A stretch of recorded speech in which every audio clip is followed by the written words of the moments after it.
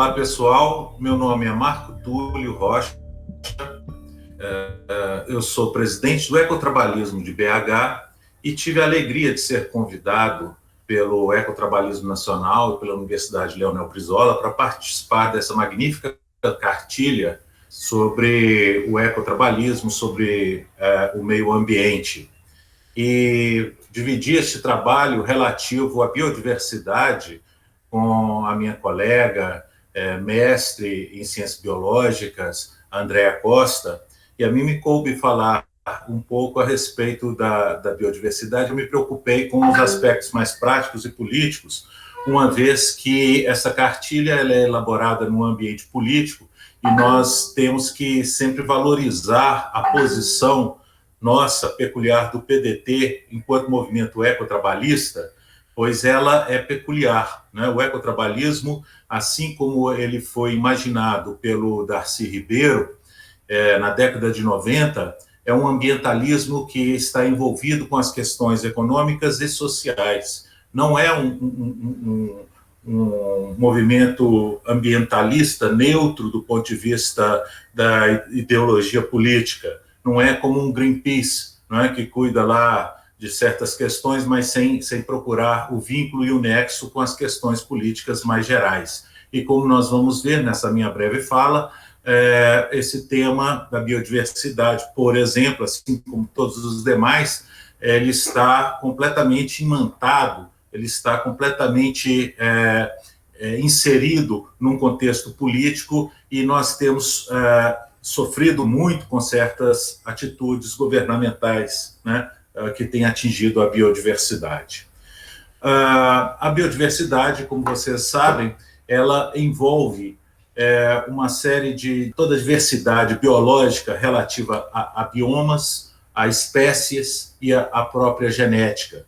Também tem um reflexo social, né, relativamente às culturas tradicionais, às culturas dos saberes dos povos tradicionais, que também fazem parte da biodiversidade.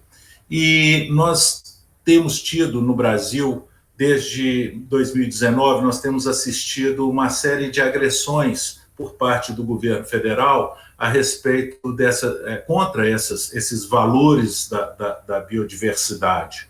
Como se sabe, o governo Bolsonaro ele se caracteriza por uma agenda absolutamente contra-ecológica, antiambiental, né?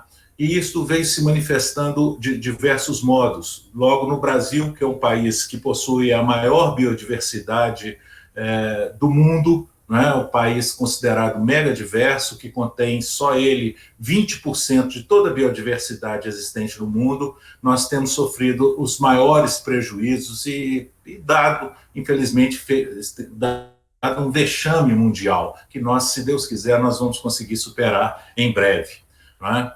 Mas tudo o que essa minha crítica, ela ficou muito bem sintetizada numa frase famosa do ministro Ricardo Salles. E hoje, 24 de junho de 2021, é um dia posterior à saída desse ministro, que vai deixar tão triste memória, né, do Ministério do Meio Ambiente. Mas esse ministro Ricardo Salles, numa fala que se tornou nacionalmente conhecida, né, numa reunião ministerial que contou com a presença de vários participantes, de toda a parte central do governo, ele disse que aquele momento em que ocorria e ocorre ainda a pandemia relativa ao coronavírus deveria ser aproveitado, né, pelo governo para passar a boiada.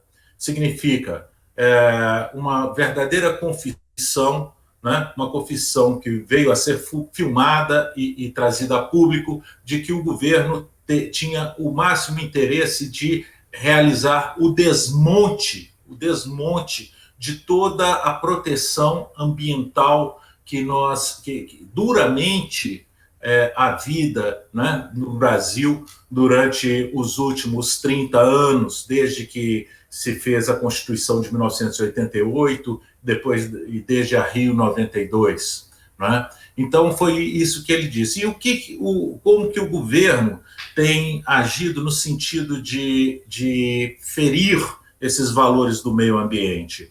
A estratégia foi, naquele mesmo momento, ela foi também confessada, né? O ministro Ricardo Salles falou, olha, vamos fazer aqui as alterações normativas no âmbito do Poder Executivo e que dispensam a intervenção do Congresso Nacional. Como nós vamos ver, não se restringiu só a isso, mas ficaram concentradas no âmbito do Executivo as principais ações. Então, o que o governo fez, né, e o que poderia ter feito no sentido de destruir a proteção do meio ambiente? A primeira coisa foi a redução orçamentária, porque uma vez que você retira os recursos, né, numa sociedade capitalista, tudo voltado para o dinheiro, se não se tem recurso, se não tem dinheiro, não é possível realizar ações. Então, o que se verifica é que houve uma redução orçamentária de 34,5%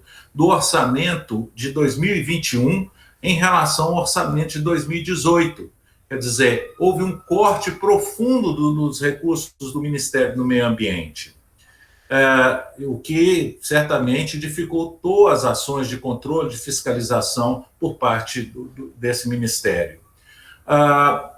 Foi noticiado há pouco tempo que o Brasil exportou mais de 3 mil cargas de madeiras para os Estados Unidos, né, e outros países, sem qualquer fiscalização. Isso porque o governo federal ele extinguiu a fiscalização. Ele praticamente deixou de realizar, foram feitas ações junto ao IBAMA, que praticamente extinguiram a fiscalização do desmatamento na Amazônia, de tal modo que se constatou recentemente que 3 mil cargas de madeira foram exportadas sem qualquer autorização, porque o próprio governo dispensou a autorização do IBAMA para a exportação de madeiras. Esse aumento na devastação da floresta amazônica levou a que alguns países, particularmente Noruega e Alemanha, que são doadores ao Brasil de recursos muito grandes, da ordem de $1 bilhão cada um, por ano, a cada ano, né, esses países interrompessem os pagamentos. Vale dizer, a Noruega e a Alemanha são dois países que doam anualmente ao Brasil $1 bilhão cada um, para que o Brasil realize a fiscalização e o controle do desmatamento na Amazônia. Então, o país hoje não está recebendo esses recursos, porque interrompeu essa fiscalização. Observe, portanto, que algo que eu gosto muito de salientar, baseado naquela visão de Darcy Ribeiro, que meio ambiente não é apenas meio ambiente. Meio ambiente é algo que está profundamente entrelaçado com as questões sociais e com as questões econômicas, pois esse fato demonstra que o Brasil deixou de receber recursos do exterior, né, diretamente do exterior, sem qualquer contrapartida, não é pedido nada, que seja devolvido nada a esses países, né, deixou de receber, está deixando de receber esses recursos, pura e simplesmente porque não está tomando conta do nosso território, da magnitude amazônica. Além disso, o governo nomeou para os cargos dos órgãos relativos ao meio ambiente militares. Todos esses órgãos estão chefiados por militares e dispensou as pessoas com conhecimento técnico. A própria a fiscalização da Amazônia, além de não estar acontecendo efetivamente, ela está subordinada hoje ao vice-presidente da República, o general Mourão, né? Houve uma troca de subordinação dessa fiscalização desses órgãos, que ficaram, então, ligados diretamente ao vice-presidente da República. E como se não bastasse tudo isso, outro fenômeno absurdo e, assim, impensável até pouco tempo aconteceu: a não aplicação das multas ambientais. Ou seja, não há fiscalização, mas mesmo que haja fiscalização, as multas não são mais aplicadas. No ano passado não teve aplicação de multa ambiental. Alguém pode se surpreender e até duvidar disso, mas o fato é que houve uma alteração nas regras dos procedimentos administrativos de aplicação de multa para se estabelecer audiências de conciliação antes da efetivação da multa. E essas audiências nunca foram realizadas. Então, é bom que se registre para gerações futuras a grandiosidade do desmonte que está sendo feito, não é? Porque chega a ser impensável numa época de normalidade. Servidores públicos também dos órgãos do meio ambiente, como servidores do IBAMA e do ICMBio, eles foram proibidos por resolução de se manifestar publicamente, principalmente junto à imprensa, a respeito de suas atividades. E 3 casos de servidores são noticiados pela imprensa que não, sem transgredir essa proibição absurda, realizaram estudos e publicações de artigos em revistas científicas e, por causa disso, acabaram sofrendo sanções no desempenho de seus serviços. Sanções disciplinares, afastamento de funções, porque nem ao menos o respeito ao tratamento público, né, o respeito ao tratamento científico de uma questão pública tem sido respeitado pelo atual governo. Ocorre também, está em pleno vigor uma tentativa de extinção do Instituto Chico Mendes, né, o ICMBio, que é um órgão justamente criado para controlar e organizar todo o sistema de unidades de conservação do Brasil. Quer dizer, vocês imaginam as unidades de conservação feitas para a preservação da biodiversidade, para a preservação dos biomas, para a preservação das espécies. E esse instituto criado, estruturado, está em vias, pelo menos era o desejo do ministro Ricardo Salles, né, que saiu então ontem, era o desejo dele realizar a fusão do Instituto Chico Mendes com o IBAMA, extinguindo essa estrutura governamental tão importante. Houve também, em setembro de 2020, a revogação de resolução que protegia manguezais e restingas, né? E aqui vai um aspecto muito importante, porque esta medida que tentaram implementar contra afetaria diretamente esses biomas tão importantes, elas foram barradas pelo Supremo Tribunal Federal. Então, algumas pretensões do governo foram limitadas, felizmente, pelo Supremo Tribunal Federal, por iniciativa de partidos políticos, né, ou de outros entes, ou então algumas outras, também é importante que se diga, foram limitadas pelo próprio Congresso Nacional, como a tentativa de aprovação de lei que prevê a mineração em terras indígenas, né? Até o momento, esta lei não foi aprovada e o Congresso não tem permitido. Como consequência dessa série de atos, não é? Dessa série de iniciativas, os ecossistemas brasileiros têm sofrido terrivelmente. O desmatamento da Amazônia aumentou 9,5% em 2020, depois de ter subido 34% em 2019. Desde 2008 não era registrada uma taxa tão alta de devastação. 11 mil quilômetros quadrados de área, correspondente ao tamanho da Jamaica. O desmatamento na Amazônia, feito, portanto, no ano de 2019, corresponde a todo o território da Jamaica. No Cerrado, o desmatamento aumentou ainda mais. Foram derrubados 7.340 quilômetros quadrados de agosto a 2019 a julho de 2020, com uma alta de 13% em relação ao mesmo período anterior. O aumento do desmatamento fez o Brasil se distanciar cada vez mais das metas de redução das emissões de gases de efeito estufa. O país ficou 180% acima da meta traçada na Política Nacional de Mudanças Climáticas, de limitar o desmatamento na Amazônia em 2020 a 3.925 km² no máximo.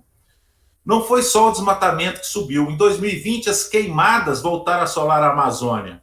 E é muito importante a gente lembrar isso, porque neste momento em que nós estamos falando, nós estamos no início de uma crise hídrica. Há uma previsão de que nos próximos 3 ou 4 meses tenhamos o início de uma crise hídrica, não é? Uma vez que os reservatórios do Sudeste estão no seu nível mais baixo, não é? Com cerca de 7,5%. Isso já está provocando já nesse período o aumento da energia elétrica e talvez venhamos a ter até mesmo racionamento de água. É bom que nós nos lembremos sempre, portanto, quando nós formos pagar a conta com um aumento absurdo, que isso tem uma ligação direta, não é, com o desmatamento, com esses desastres ambientais, não é? Uma vez que a ciência já demonstrou que provém da Amazônia as chuvas, né, que vêm encher os reservatórios do Sudeste. Também com relação aos povos indígenas, é preciso ressaltar que eles estão sofrendo inúmeras invasões por parte de garimpeiros. Ainda essa semana em Brasília, eles tentaram se manifestar e obter uma reunião com o presidente da FUNAI, que não os recebeu, e foram verdadeiramente escorraçados pela polícia. Então, o Brasil está hoje numa fase que nós pretendemos superar, né? Desejamos que seja superada, é necessário que ela seja superada, porque sofremos consequências gravíssimas. Eu falo aqui de Minas Gerais, estou em Belo Horizonte, estado que vem sofrendo um dos maiores impactos ambientais do Brasil, com os casos bastante conhecidos nacionalmente, relativos à mineração, às barragens que estão sendo destruídas, e tendo ocasionado aqui a morte, só no Córrego do Feijão, em Brumadinho, de 272 pessoas. Não é? A perda de um rio inteiro, como é o Rio Doce. E o Brasil está sofrendo as consequências no plano econômico desse seu descaso com a questão ambiental, uma vez que a comunidade internacional, preocupada como está, num parâmetro civilizado, no qual a gente deveria estar também, mas preocupado com a segurança do meio ambiente, está já buscando sanções ao Brasil. Não é? E quando não seja necessário, o fazem também até para justificar suas preferências comerciais. A própria China está passando a importar carnes dos Estados Unidos em razão, em boa parte, das políticas adotadas no Brasil. Então, é sempre necessário que a gente observe as consequências que o descaso com o meio ambiente, com a biodiversidade, com os nossos ecossistemas, com os nossos saberes e conhecimentos tradicionais, que eles têm uma repercussão muito maior, muito mais forte, muito mais danosa para a nossa realidade social, econômica, do que aquilo que nós podemos pensar diretamente naquilo que diz respeito somente à própria questão ambiental propriamente dita. Muito obrigado.